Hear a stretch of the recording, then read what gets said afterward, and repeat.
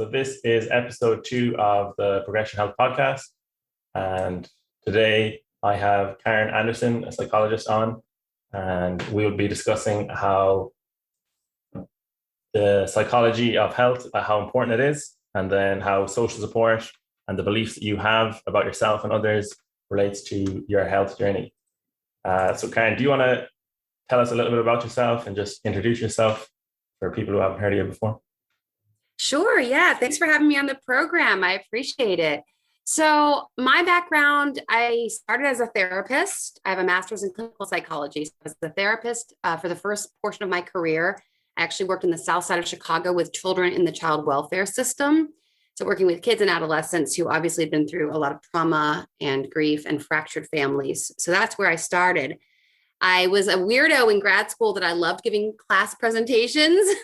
Most of my peers did not, because again, we were trying to be trained to be therapists and they preferred the one-on-one and the counseling, but I enjoyed being up in front of everybody. And so I decided after several years of being a therapist that I wasn't done with my education. I went back and got a doctorate in developmental psychology because at that point I decided I wanted to be a professor, which I did 5 years at Chicago State University, which is a state school in the South Side of Chicago. And then 5 years, I moved into a grad program at Concordia University in Chicago, just outside of Chicago, actually, a suburb west called River Forest. And I was there teaching people who wanted to become counselors. So then at that point, integrating all that I'd done myself as a therapist into as a professor, teaching those who wanted to be school counselors or community mental health counselors. And then I got into this relationship space because along the way, my professional life was going as planned. My personal life, not as much. I was doing what most of us do, dating, trying to meet my person, and wasn't finding my person. And then started experiencing a lot of we call it single shaming now, but a lot of these questions like, what's a nice girl like you doing? Still single at 30, and ended up dating someone for several years in my 30s and calling off a wedding 2 months before it was to occur, because I realized I was in the wrong relationship. And I was 34 and a lot of my peers had already found their person and started their families. And that pressure was very real, but I didn't want to step into the wrong marriage with the person who was a wonderful man, but just not my guy. So then I'm back out in my mid 30s in Chicago, living my single girl life and doing what a lot of women do. I went to the self-help section of the bookstore and there were so many messages that suggested that I was doing everything fundamentally wrong and that I was somehow fundamentally flawed and that I was too picky and I was maybe too intimidating with my Ph.D. and all these messages that were so disparaging. I'd leave the self-help section feeling worse. And then I remember complaining to my parents about all the books and all these messages that I thought were quite bogus. And my parents were like, well, you're a psychologist. Why don't you write a book? So then I wrote my book, Single is the New Black, Don't Wear White Till It's Right, as a word of encouragement and empowerment, a counter message to the prevailing message that there's something wrong with you if you're still single. And then, of course, promoting my book kind of ushered me into this dating relationship space where I kind of land on Instagram. But as a psychologist who was a therapist, I really love talking about all the things that are related to psychology and how we can integrate these therapeutic tools and practices into our daily lives so that we can thrive and function at a higher level, which of course is where we connect, you and I, because I know the work that you do is looking to help people thrive with their physical health. And of course, their emotional health is absolutely related to that. Yeah, absolutely. Well, that's very brave of you to back out and just go with what you believe in. Like that's, Thank you. That's something I felt like a train wreck at the time. But it's kind of you to say that I was brave, having talked to other women and other men also who sometimes didn't. They felt in their gut that they were in the wrong relationship, but everything, the wedding had already been planned and grandma was flying in from California and that train had just so much momentum. They didn't think that they could derail things.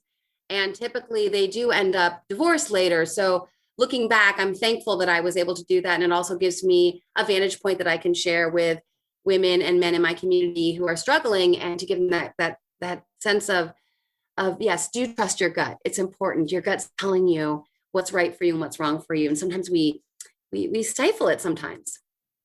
Definitely. Yeah. And then just thinking of hard experiences like that, for example, the pandemic, we never say I'd want to commit to something like a wedding or, be involved in a pandemic and then have everything change, go through like a really difficult time like that. But, in my experience, when you come out the other side of a difficult experience, you always feel like, you feel stronger. Kind of like what doesn't kill you makes you stronger. Wow. And basically, you almost feel like what you've learned from it is invaluable, and you're happy to have gone through a difficult experience like that. Would you agree? Or Oh, 100%. That's, we talk about that in therapy a lot, that no one wants to go, wow, I'm feeling so down. I'm feeling so out of sorts. I'm feeling so anxious. I need to go to a therapist. No one wants that. We want to stay on easy street. We want to skip through the day, but we know that it's always those valleys in life that make us stronger, like you're saying. And as much as when you're in that valley and you're in that deep well of pain, you don't have the wherewithal in that moment to say, this is going to be good for me one day. We don't have that. But the older we get, we gain a little wisdom, and we can remind ourselves, even in those deep, dark moments, like, I hate it here right now. I'm so unhappy, but I'm going to trust and believe that I will come out stronger. I will come out with more wisdom. And that's the beauty of having a few years under our belt. We really can see that there's something valuable to the struggle. yeah, just to go all personal trainer on you for a minute. I had a session with a client where we were changing her technique, and she was particularly strong at her normal technique, but we were trying to make a change, and we were taking 2 steps back to take 1 forward. The session wasn't as effective, but that's just sometimes what you have to do. You have to just take a step back, reevaluate, go through like a challenge, and then, over the long term, that kind of little bit of struggle and challenge, it'll make you better going forward. Yeah, so true. Yeah, it's not nice in the moment, but if you can just have perspective and realize that, like, nothing lasts forever, and the bad time won't last forever. But yeah, so speaking of therapy and all your experience with therapy, so you had an episode like 138 where you talked about therapy. So there's like a lot of stigma around it. But as I've gotten older, I've started to go to therapy more and more, and I find it's probably for my health, above nutrition and above my exercise. It's probably, it's very hard to say what's the most important, but it's definitely as important as my exercise and nutrition. So I was thinking, would you recommend that everybody go to therapy, or is it only, you only go to therapy when you need to go to it, or, how does what you do in therapy relate to your overall health as well? So do you have any insights on those questions? Yeah, I would love to see that we would perceive, as a culture, we would perceive therapy more like we perceive going to the dentist twice a year to get our teeth cleaned, and a mental health checkup, so to speak. I would love it if we could move from that stigma that does still exist to a notion of life is long and complex and arduous, and there are many losses that we incur. It doesn't have to be a massive trauma that you experienced as a child or as an adult. It can be those little grieving moments. Little, I say, that's not the right word actually, but because every loss is profound and impactful. And I think so often we create coping mechanisms when we're young, as we're just trying to grapple and grow. And those coping mechanisms don't always serve us. They may work for a time, and then they may not work so well, especially childhood ones. Maybe we came from an abusive home, so we learned to silence our voice because that's the way that we stay out of the way. When dad comes home and he's raging, we get quiet and we hide. Well, that doesn't serve us in an adult romantic relationship where we're not asking for and expressing who we are.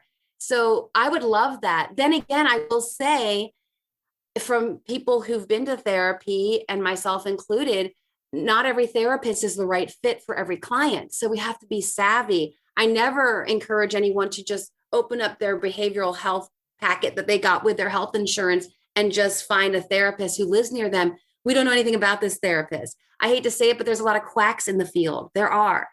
And we need to find a strong fit. So I always recommend people, I mean, and people can DM me for suggestions, because even though I may not be in someone's area and not know a particular therapist that I can vouch for, I do know about the different modalities and orientations. And based on what someone's struggling with, I can share the therapeutic techniques and orientations that I think are most appropriate. And my bias in general is a cognitive approach, which anyone who listens to my podcast knows, because I talk about it all the time. And it is shown through the research to be the most effective with depression and anxiety, which is essentially what most people are dealing with when they have this kind of, I'm just feeling off. Usually there's some depression, some anxiety that hasn't been addressed, and they could learn some really, and I say simple, but profound, simple, not complicated techniques with mindset that I'm sure you touch on with your clients that can make a huge difference, because our thoughts are fueling our emotions. So when I'm feeling down, there's a thought behind that. And the thought is where the power is. I can change that thought, have an enormous impact on my emotional well-being. Yeah, absolutely. The mindset is the kind of the daily practice I'm trying to do with the clients. And then I guess the therapy is like, it's seen as a more heavy-handed approach to mental health, but it shouldn't be, as you say, it should be as normal as going to the dentist. So kind of outside of a session, let's just say for a client, or like for recommendations, on like a daily level for mental health, do you have any recommendations, like as I know there's things like journaling and meditation. What are some ways to manage mental health outside of a therapy session, or that you would have recommended to clients in the past? Yeah, again, they're very kind of simple practices that you make habits, right? Because, and there's a whole book about this, and I can't remember, the Happiness Project, maybe, I think it's by Gretchen Rubin, where she looks at the research. She's not even a psychologist, but she just looks at the research that really, when someone's in a happy state and happy is not the best word, because I don't think that anyone is going to be blissfully happy all the time. And that may be something that we would love to have happen in our emotional state, but that's pretty unrealistic. But to feel decent, to feel decently good on the regular, one of the things we can do is, there's so much research on gratitude and happiness. It's always correlating in the literature, every study. And so are happy people more grateful, or are grateful people more happy? Correlation doesn't equal causation. So we don't really know the directionality of effects there. But to wake up in the morning and to have a practice of gratitude. For me, I'm a Christian, so I pray every morning, and I'm not a morning person. So I'm naturally very crabby when I wake up. I don't want to get out of bed ever. So I wake up and I try to go to a place of gratitude. God, thank you for bringing me through the night. Thank you that I'm healthy. Thank you that I can get out of this bed. There's people who can't. They have to pull up a wheelchair to get out of bed. These small things that we take for granted every day, if we would, you literally cannot be in an emotional state of anger or fear or sadness. You cannot dwell in that state if you continue to look to gratitude. It's emotionally and then cognitively impossible. So that's an easy thing to do. So you go to prayer, you go to meditation, you go to journaling, whatever your practice would be. And that's a wonderful way to start your day, especially in pandemic times and times when our anxiety is the norm, because we are living in very uncertain times. To go to that gratitude is just one simple practice that I would recommend. Yeah, going to the well of gratitude. I remember hearing before about, it's like, this wouldn't be effective all the time, but try and think like an angry or an unhelpful thought when you physically smile. So physically smile and then try and think a negative thought. It's like they just don't go together. So that gratitude practice, kind of like going to the well of gratitude, like invaluable. It's something I think just more people in general need to try, and I definitely need to work on it myself. Yeah, so it's a really practical tip. Yeah, we're all works in progress. And what you just spoke to is a great one as well, because there is research that it is hard, very hard for us. It's this cognitive dissonance almost, where your facial expression goes into a smile, and it's sending messages between your brain, and your brain's like, well, if I'm smiling, I got to be happy, right? So it really, you're kind of hacking your own system to get yourself into a happier place. So that's one. And the other one I would also recommend, that is, again, it's all anchored in cognitive therapy, which again is shown by the research, and it's much more powerful. I'm not a big fan of medication as a solution for most, not for all. Of course, there are extreme examples, but for the average American, when we feel sadness, we oftentimes, especially in this age of big pharma, we go to even our regular doctor, and they may want to prescribe psychotropic medication like a Wellbutrin or a Prozac. And I, as a psychologist, I'm not a fan of those at all. And then if anyone wants to understand that, I have an episode with Dr. Alan Francis, who is a psychiatrist. So that's the medical doctor who specializes in psychology as well. And he was actually the chair of the DSM, which is the Diagnostic and Statistical Manual of Mental Disorders, in version 4, and now we're in version 5. He's really appalled by the connection between big pharma and psychologists and psychology and therapy, because what we've done is try to medicalize what is a normal response. So for example, in the 4, if you went to your therapist or to your physician and said, hey, I'm feeling really sad, I feel like I'm depressed, they would want to know, well, did you just lose your grandmother, or did you lose someone close to you? And a grieving clause would be understood that then we're not going to prescribe you with medication. We're not going to diagnose you as depressed because you have every good reason to feel sad. Well, they've removed the grieving clause in the 5, suggesting that if you ever feel sad, well, it's a diagnosis. You're psychiatrically ill, you have depression, and it's time to take a pill. And as one who wants to advocate for us recognizing that life is complex and it's long and hard, and we have the full range of human emotions, and it would be abnormal to not feel sad if you were going through a breakup or the loss of your grandmother or a divorce. Like, that would be bizarre. You would be a robot. So I'm very careful with the medicalization of human conditions and of the human experience. So the cognitive approaches are a way to address those emotions that are feeling, those feelings that you don't want. They're unwelcome, they're undesirable. As we spoke to earlier, they may be necessary for our growth. We may need to put on our big girl pants and trudge through them. But the cognitive approaches can also identify, are there some thoughts that you are thinking on a regular basis that are limiting, defeatist thinking that is taking you down, that's making you feel ways that you don't need to feel, or the beliefs that are anchored there. And probably you deal with this with some of your clients who go, well, I'll never be in shape. You know, I've got bad genes. My family's all been heavy and unhealthy, right? And so you have to dismantle those beliefs, because those beliefs are fueling the thoughts, which are fueling the emotions and fueling the behavior. It's all linked up. So I encourage anyone who is thinking about some of these daily practices to look at cognitive therapeutic approaches. You could just Google them. One that I love is REBT, Rational Emotive Behavior Therapy, and just looks at all your irrational thoughts. And then for me, I enjoy this because I'm in my head a lot, like a lot of us, but you have an irrational thought and then you dismantle it, you dispute it. You're like, well, that's irrational.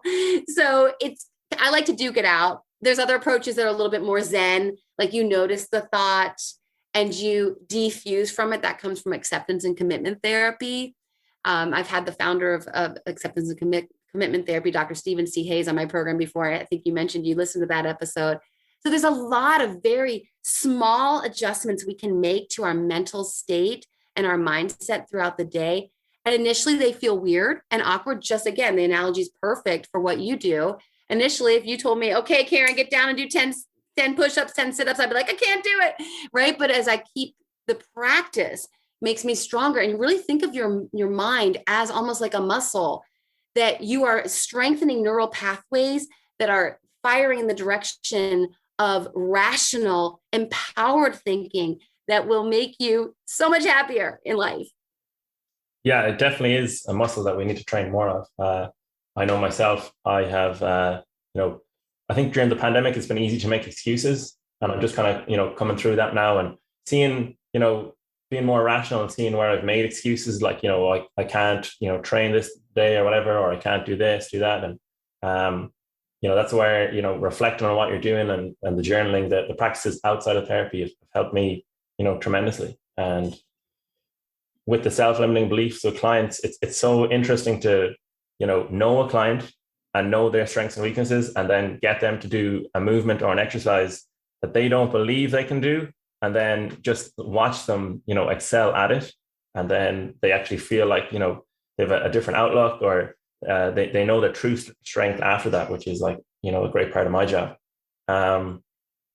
So then you mentioned in your work, you did developmental psychology. So Another episode that was very interesting is the 130 episode about like the childhood. How do you think, I hear that childhood affects everything we do. Um, what are some of the kind of common things that affect people from their childhood, they carry it through to their adulthood? I know that's a pretty like big question. I'm aware of, your childhood. We're talking about 10, potentially 18 years for some people. So it's a large period of time. But what are some of the common ways that would affect someone and their health? Yeah, there's so much that, I mean, you can go Freudian and talk about these mother-infant dynamics. We can get to a body of literature called family systems theory. There's a therapeutic realm, family systems therapy, looks at these family dynamics that we're born into a family, and every family has different rules, in air quotes, because these aren't rules that are posted on the refrigerator. These are just ways of operating, rules that aren't spoken.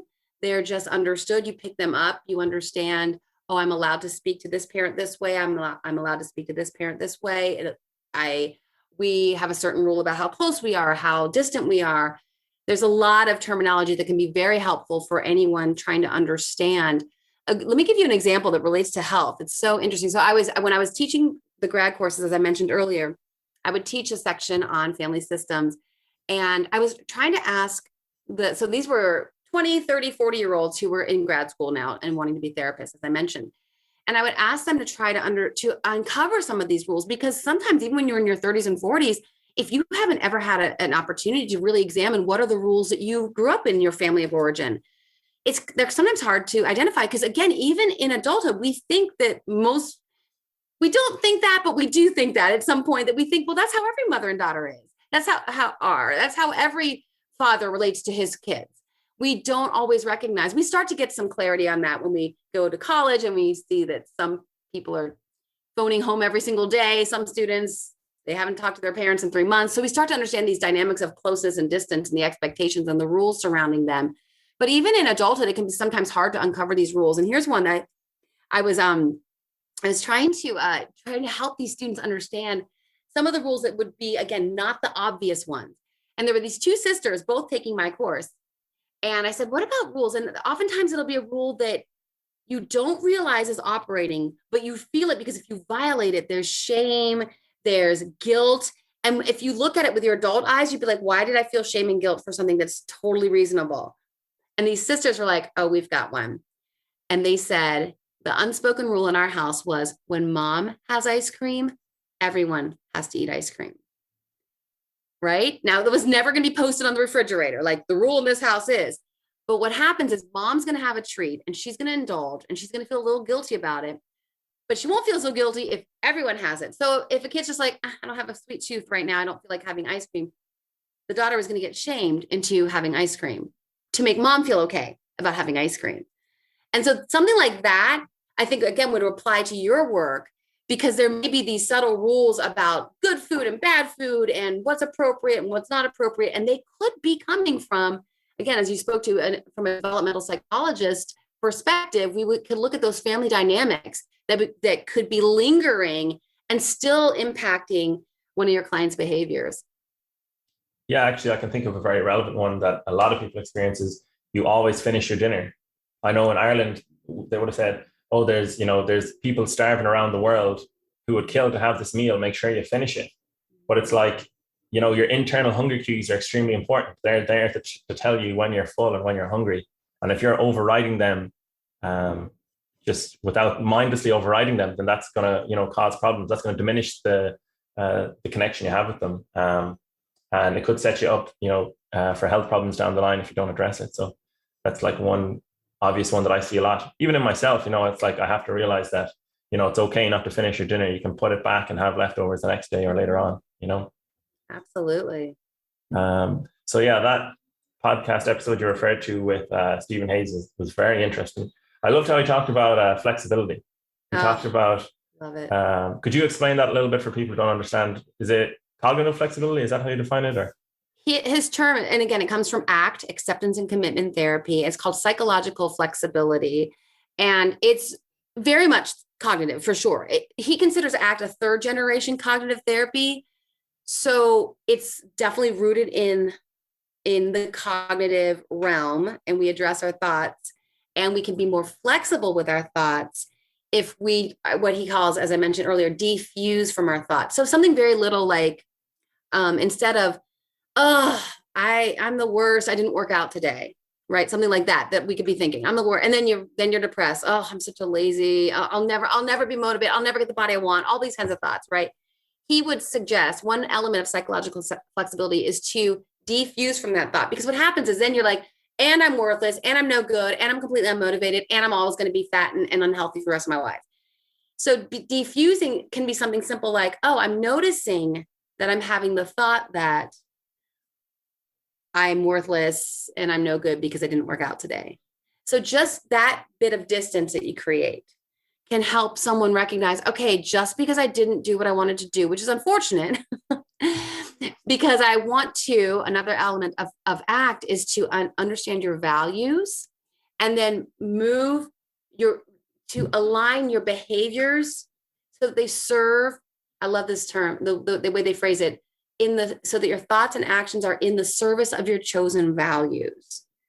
So you notice that you're having the thought that you're worthless because you didn't work out today. And then you instead of being like, and I'm worthless, and taking on that identity, and being overwhelmed, and then almost stuck in that feeling of you've labeled yourself worthless, you feel worthless, right? That diffusion helps you go, okay, I'm noticing that I have the thought that I'm worthless and I feel horrible because I didn't work out today. And then you can go, well, what do I want to do with this, right? Instead of being incapacitated then by that overwhelming, I'm worthless, the thought, and then also feeling worthless, you provide a little diffusion, and then you can go, okay, well, because I'm not all these things, I recognize that, yes, I feel this way right now, but if I separate and don't step into the thought and step into the feeling, then I can work with it better. I have more objectivity. And then say something like, yeah, so I've identified one of my values is to be healthy. And that value entails being active and eating well. And then we can try to be a little gentler with ourselves. Again, instead of identifying as I'm worthless, go, okay, it's out of step with my values today that I didn't work out. And so then provide, instead of, again, getting overwhelmed and getting stuck and incapacitated by all this negative emotions, we just provide that distance, which then allows us this flexibility to go, and what would I like to do with that? Well, I think what I'd like to do with that is get back on my training, get back on my regimen.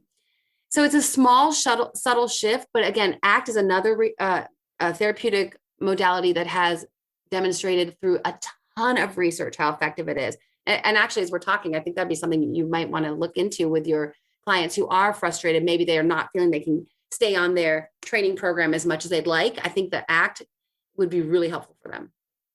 Yeah, to accept that, we're human, common humanity, everyone has struggles and challenges. And when we beat ourselves up, we kind of compound the problem, then that can start a vicious cycle. Yeah. And the flexibility, I remember reading research about like dieting. So I know dieting, you might know more than me, but it's like very debated as to whether it's a healthy approach to health. But when they looked at people who were dieting and they were rigid, it's like, I have to do this, have to do that every day, versus they had a flexible approach. There was much more side effects to the rigid approach. So it's like, I think that's very like symbolic for life. If you are like a perfectionist, if you look at life in a black and white way, you either, pass or you fail, you succeed or you lose. And that's not how life is. It's very gray. And it's very freeing when you can be more accepting and be more flexible. That's like, it's an invaluable life skill, really, once you realize the importance of it. Yeah, it really is. Another skill that is associated with what you're saying is what we call a reframe, which is the simplest example would be, is the glass half full or half empty? And of course we could say, well, that's just Pollyanna and those Susie Sunshine people just always putting a positive spin on it, but that's powerful. When I called off my wedding, I had the opportunity, and I did. I felt like, as I mentioned earlier, I felt like a train wreck. I felt like a failure. I was 34 years old. I dated this man for 4 years. Why did it take me all that time? Couldn't I have broken up with him 3.5 years before, right? Instead of dragging everyone through this drama and bridesmaids had to return dresses and lost money with the photographer and all the things. Like I really beat myself up. And so I had the opportunity to think, well, I'm a disaster. Also, I'm a psychologist. So I should be the one who would definitely not make those decisions and carry on with a relationship that wasn't meant to go the distance and then break his heart and his family. It was very painful. So I had the opportunity at that point to either feel like an utter failure, or I had the opportunity to, as you mentioned earlier, to begin to be psychologically flexible in how I perceived this event in my life and go, well, maybe, and it took me a while. I didn't believe it at first. Maybe a reframe is that it was an act of strength and courage. And it was an act of authenticity. I didn't go down the aisle and state vows in front of God in a church that I didn't believe, that I couldn't commit to. They would have been lies. So it took me a while, but that's the kind of thing we can do with psychological flexibility, is to be more open to interpreting our circumstances in a way that, and again, the cynic will say, well, just put a happy little spin on it. But actually, people who put happy little spins on life are a lot happier. They are more psychologically healthy because, as you're saying, they look for that opportunity to go, well, okay, I don't love that this happened, but what did I learn from it? Can I be stronger? As we spoke to earlier, what doesn't kill you make you stronger. And so true. And another example, I felt so horrible that I had broken his heart and committed. He proposed and I made a promise that I would marry him, and then had to renege on that promise. But a friend said later, he's like, that was the most loving thing you ever did for him. I mean, how cruel would it have been to, yes, in fact, state vows that you didn't believe and you couldn't, that would have been lies. You freed him up to find his person. And that would have been really unloving. And I needed to see it that way because I felt like a horrible person. So those sorts of, again, getting back to these, what can we do on a daily basis to integrate? Those are small changes that, again, once they, like a muscle, they'll become easier and easier. At first, I'll be like lying to myself. But as you start integrating them into your mental practice, they'll become easier and easier, and it'll be harder. And this goes to the physiological as well. As I noted earlier, you're going to strengthen neural pathways that keep you, that are, so on a physiological level. And this is fact. We know from neuroplasticity that we can strengthen the neural connections that keep us in a more positive state. And the ones that it's almost like a river going down a mountain. And it keeps going and going, and the groove gets deeper, right? The stream or whatever. So it's on a physiological basis that we can, a neurological basis, can make a difference in our mental state through these subtle changes, and psychological flexibility reframes. They're very powerful. That is like an extremely powerful reframing. It reminds me of Viktor Frankl's Man's Search for Meaning, which would probably be renamed to Human Search for Meaning nowadays. But yeah, basically you found the meaning where there didn't seem to be any at all, So that was a really, timely piece of advice from your friend. And a great example of, how valuable, because it's like the stories we tell ourselves are foundational to how we see the world. So you literally rewrote the history books. In your mind, it could have been, oh, I made a mistake. Whereas no, I actually did an act of, a loving act of service to this other person. Yeah. And there's, ruminating has been shown to be related to depression. So when we ruminate and obsess, and that's very common, like you said, our brains are designed to find meaning, and that's cognitive psych. We'll look at all the research. We don't like ambiguity as we want in survival, right? Because if I see something in the distance, I want to know right away, what do you mean to me? Are you coming as a friend or foe, right? So it makes sense that we try to make meaning. And sometimes because our brains are also, we need to look for fear, for threats on the horizon. And so we are primed to often go to that negative. So we have to make sure that we're actively strengthening the part of our brain to keep us in a more positive state. And and our stories, as you spoke to, they make all the difference. And at first, like I said, it might feel a little phony, like, well, this feels like I'm lying to myself. But then as you start to step into it, you go, well, no, everything is perspective. It's everything. Every single moment of the day, I have a choice. I don't have a choice about pretty much anything else, but I have the choice how I want to perceive every event that happens to me.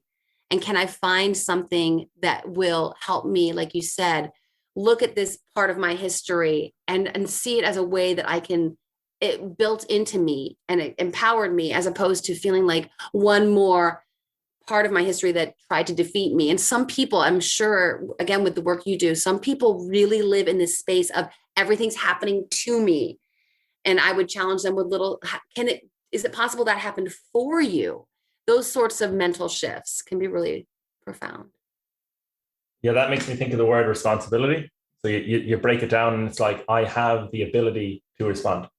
So, my health, for example, it mightn't be where I want where I want it to be, but, I have a choice, as you say, and I can make choices, now we're getting into free will a little bit, but, that's a different debate altogether.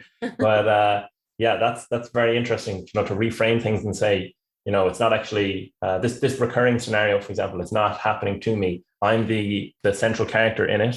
I'm not being as active as I'd like, or sleeping as much as I want, or I find my nutrition is a struggle. I'm the lead character in these scenarios, and I have the ability to make a change. And I think expectations are important there. So people try and do too much too soon, or they expect too much too soon, and then they get kind of disenfranchised or disheartened. So yeah, expectations are huge as well when you're trying to change your health. So then, if we're going back to someone trying to change their health, do you think people should start with their mental health first, or their mindset? Or is that just something you do a little bit of work on, you kind of revisit it? Because the more I learn about psychology, the more I think it's foundational to any sort of change. So it's the exercise plan is great, and so is the nutrition plan, but I'm starting to think more now with my own clients that I should really get some psychological work done as the foundation of the change we make before going on to the exercise and the nutrition. Yeah, I love that you are approaching your clients with this holistic understanding of humans and what we're all about. And there's a lot of facets. I wouldn't say you have to be emotionally buttoned up before you start your nutrition and your physical exercise, because it's holistic, right? So again, and getting back to some of my big passion points, I'm so troubled that people don't use nutrition. There's so much research about processed foods and sugar that causes anxiety. I mean, so people, again, they look to this pill, just give me the Xanax and then I'll calm down. And I'm thinking, you could make a couple tweaks in your diet and your anxiety would drop dramatically. And this is substantiated by lots of psychiatrists and psychologists who are doing this kind of work. And we know that our mood is immediately affected by endorphins, right, from physical activity. So, and you spoke to something also very important, is that someone could come to you and you'd be like, all right, we're doing this, nutrition, emotional health, exercise. And they could get overwhelmed. They could get really hopped up and excited. And then they go home and they crash because they're like, oh, wait, I don't think I can make all these massive changes at once. So I would encourage addressing all of these prongs because they're going to interrelate. And that's what's beautiful about it. I'm not at all in your space. But like anyone, I want to be physically active because I don't want to be fat, and I want to feel confident about, and which gets into my work that I do with a lot of people in the relationship space. You can't feel confident if you feel like your body's hideous. So even someone coming to me for dating advice, I would want to integrate making sure that they're being physically active so that they can feel confident. I mean, I want people to be able to approach anything, work, family, relationships, with their most confident self. And that's going to come through doing what you help them do, which is get something in place, be disciplined. Discipline is related to happiness, people, because when we're disciplined, it's one of the only things that we can really do to boost our self-esteem. And this gets back to developmental psychology, where parents I want my kid to have the strongest self-esteem. No one can give anyone self-esteem. We earn it ourselves, self-esteem, when we set goals and reach them, right? So that in the process of setting goals, whether it's nutrition, whether it's physical activity, that's going to help boost that self-esteem and confidence, which then, getting back to the emotional realm, they're going to feel psychologically healthier. And of course, if they're working on relationships, which we all are all the time, they're going to feel more confident and that they're really thriving in their best self. It reminds me actually of what you said earlier of acceptance. So first of all, it's accepting if someone wants to change their health, that there's a change to make. And then from there, is it Carl Rogers that says it's only when I accept myself that I can make a change? So it's like from there, then you're kind of freed, and you can start to see, okay, here's what needs to be addressed. Whereas I'd imagine if some client came to you and said, I want to, improve my dating life, but they're like, I'm not very confident, my health isn't where I want it to be, but I don't want to work on that. Well, it's kind of like, if there's something that you're not happy with that you could work on, you need to accept it first. Yeah. It makes me so sad because dating's hard enough. And if you're stepping into a first date and you don't, like, I have clients who say things like, well,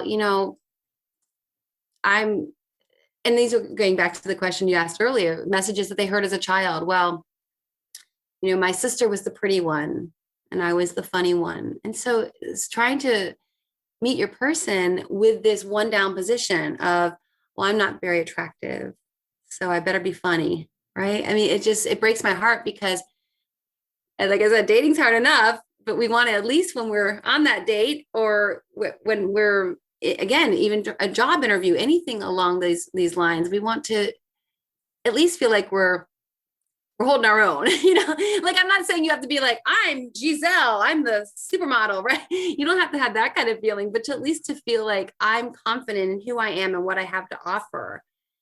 And that's not always easy. So the work you do is so helpful. It's so critical for any of your single clients that they're getting after it and really taking charge of that aspect, because they will build so much confidence, not only as they fit into the size jeans they want to fit into, but also because they set those goals and they reach them. Yeah, definitely. If they can be disciplined and they can set a goal, and it doesn't even have to be physique related. It could be, they got stronger, they improved their cardiovascular fitness or their energy. All those benefits are nearly more important than the external, because you can have them all the time. Whereas external, if you don't see yourself, you don't feel them, or if you don't get feedback from someone else, then that benefit is kind of gone. So just finishing up, just the last one, we'll finish on a little bit of a higher note, because we've gone into the weeds of psychology. So the science of hope, that was episode 121. And I was just thinking about, someone is on a health journey, they're trying to improve their health or change their health. How can they stay hopeful, say when they face a challenge, they have a setback, or they just don't achieve a personal goal? You sent me a great article on hope. So yeah, what would you recommend for people, going through like a tough time with their health and their goals? Yeah, well, for me, because I'm such a little psych nerd, and I know a lot of us, like you said, you like the articles, which I love that you were wanting to see those, you want to check out those references and check out those articles. For me, it's very encouraging to know that the research shows that hope matters. Because sometimes people say, well, hope is just, it's fluff, right? Stay hopeful, see what happens. But I remember one research study I came across when I was looking at the science of hope, and it showed that being hopeful was more predictive of students doing well, college students doing well.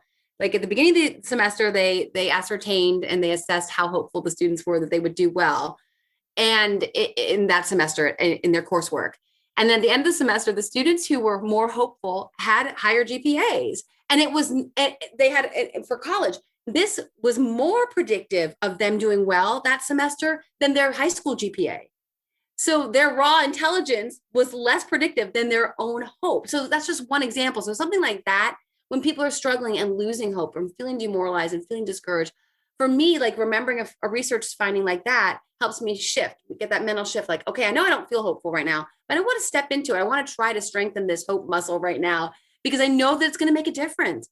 Another thing for me that, like, we've talked about beliefs and mindset throughout this conversation, is sometimes you're not going to feel hopeful. And so then I always recommend putting your mind in front of hopeful things, hopeful messaging. So for me, after I called off my wedding, I went through this really painful breakup where I thought I met my person. It didn't work out. I was with him 2 years. Now I'm out again, late 30s now, still single. This isn't how I wanted my life to go. I was really struggling with this breakup, feeling horribly discouraged and demoralized, thinking maybe I'm never going to meet my person. and all the things that we can experience when we go through life. So I couldn't trust my mind to stay in that positive space and remain hopeful. So I started listening to, and it could be whoever really inspires you. For me, it was Joel Osteen. I just loved his message of hope. So I would get in my car and I'd burned a bunch of his podcasts on the CDs, because this was before Bluetooth and everything. And even if I was driving 20 minutes, I knew that my mind would go in a negative space. So I was like, all right, I can't trust you, mind. We have to put you in front of, I had to put my mind right in front of powerful, encouraging, hopeful messages, and basically try to, like we talked about earlier, try to make my brain listen to stuff that even I didn't believe. No, I don't feel like I have any hope for the future. I don't think I'll ever meet my person. So I put myself in front of messaging that would basically have the hope for me. And eventually I started buying into it. So I don't know, whoever inspires you, listen to their podcast. Don't trust your brain in that moment, because your brain is feeling so sad. It's going to derail. You want to keep on track by letting someone else speak those words of hope for you. That ties back into everything you've said. So it's like you're talking about living based on your values. So, even though you're feeling down, after going through that tough time, you were like, I can be better than this. I want to aim higher than this feeling I have right now. So that's like, your values, and then being disciplined to be like, right, I'm going to put myself in front of this, inspirational person that, has a message that I want to resonate with, that I'm not really feeling right now, but I know it's good for me. So I have a picture of LeBron James here up on a client, was nice enough to paint a picture for me. And he's someone I always look to. I always try and find those sources of inspiration myself, and just kind of think, what are they doing right? And what values do they have that I want to embody myself? So that was a great conversation, Karin. Thanks very much for your time. Do you have anything that you want to let people know about, plug, or just mention before we finish up? Sure. Yeah. So my podcast is called Love and Life with Dr. Karin. And honestly, we talk about all the things we talked about today. So so that's an option for anyone who wants to kind of look at love and life through a psychologist perspective. I hope that I was a professor, so I'm really big on the research. I have almost every episode has some little nod to research to substantiate what I'm talking about and the topic of the day. I'm pretty active on Instagram if anyone wants to follow me there at Dr. Karin, and that's with an I, Dr.Karin. And I just provide a lot of, again, research-based information to help us level up and thrive in life and in love and in all the things, because it's rough out there and we could always use that boost of encouragement. And as we noted today, I do kind of specialize in the dating relationship space.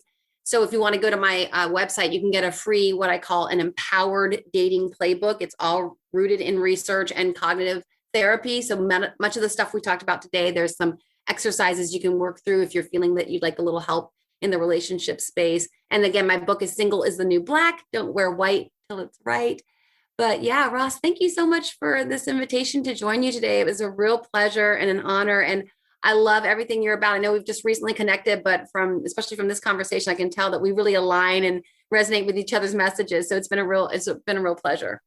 Yeah, it was a lot of fun. And I second everything you've said. Like your posts and your podcasts are gold. I'm like learning from every one of them. So keep up the good work and all the best in the future. Thanks so much.